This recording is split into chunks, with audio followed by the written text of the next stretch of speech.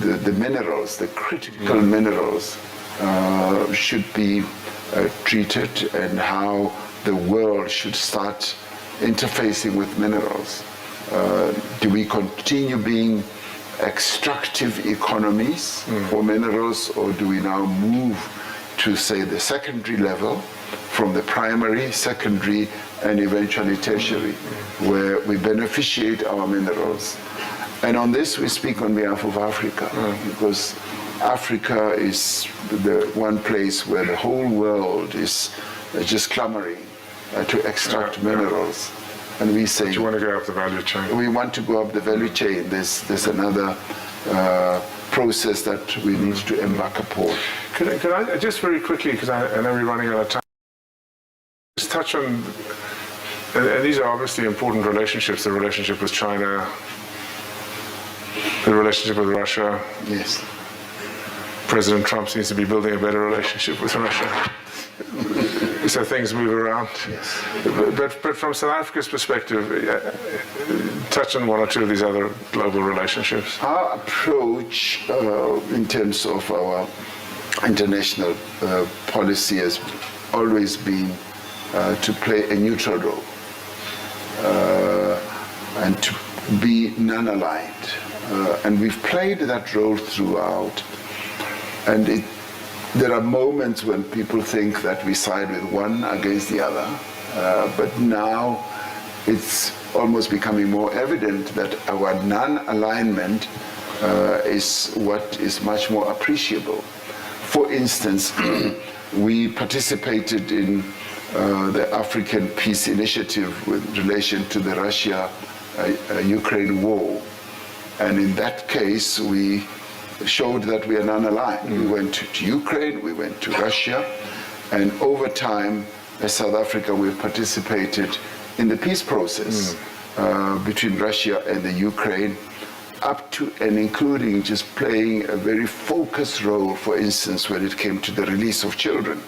It was only South Africa, really, in some ways working with the United States, of getting the children released. In a very focused way, going through the names and the areas where they were. And that role has continued. And that, in many ways, has demonstrated our non-alignment. As it is now, we are pushing ahead with a peace summit. We say that war can only be resolved through a peace process. And we talk to both. I remember one time I went to meet President Biden in the White House, and he said, well, can you talk to both of them? And I said, yes, because in the end, at some stage, I think we're one of the very few who could talk to both.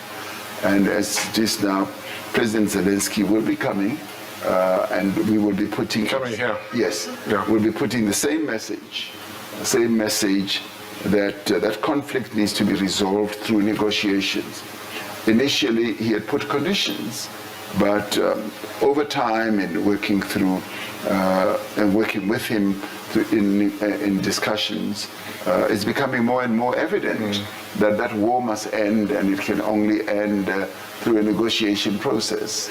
And we have said as much to President Putin, we've said as much to President Zelensky as well. And on the African continent, we continue to play an unaligned role as well, and a peacemaker in many of the areas where there are conflicts. So globally, we are a small player, and some people say that we punch above our weight, and some people say we're too noisy.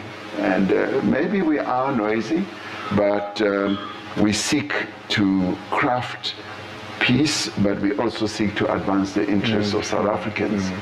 Particularly when it comes to trade, when it comes to investment.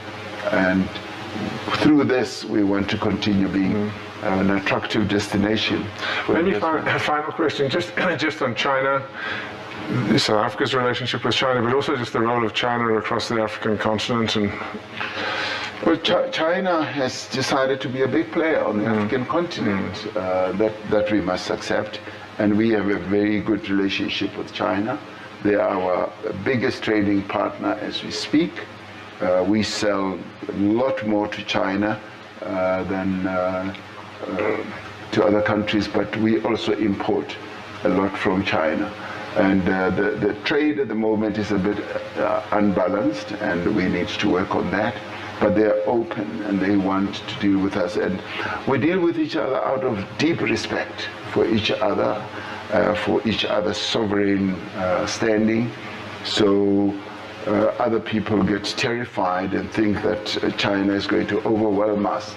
But what I have found is the Chinese have great dealings with us out of respect and are able to support us. During COVID, they were hugely supportive when it came to acquisition of personal protective equipment as well as vaccines. And we continue to work very well with them. Of course, they have spread themselves in other places on the continent. They invest in our economy as well in quite a big way. Well, Mr. President, I must thank you. I know I've got to keep you on schedule. You've got a busy day, but thank you very much. Just your willingness to come and participate in an event like this, to talk to investors, is a fantastic sign. So, thank you for that. And I'm struck by many things you said, but if I had to focus on one, it is really the strength of the public-private relationship, and you very frequently.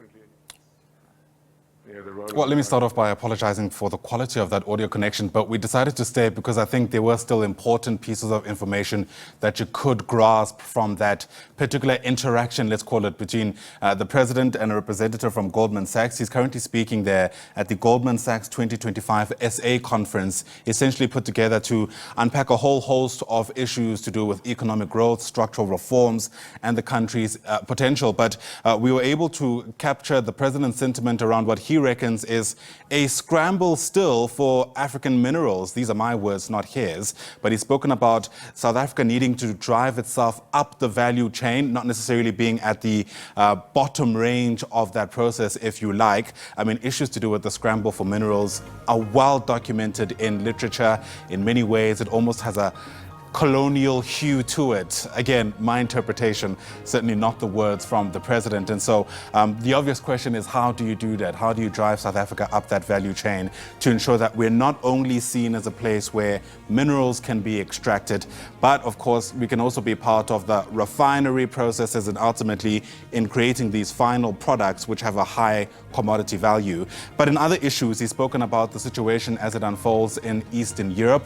And that, of course, has to do with the war in Ukraine. South Africa pushing for a peace deal, he says. He's emphasized the country's non-alignment position, which, let's face it, South Africa has been criticized for, at least at the start of that war. I remember there were real pushes from here at home that South Africa speak more strongly against countries like Russia.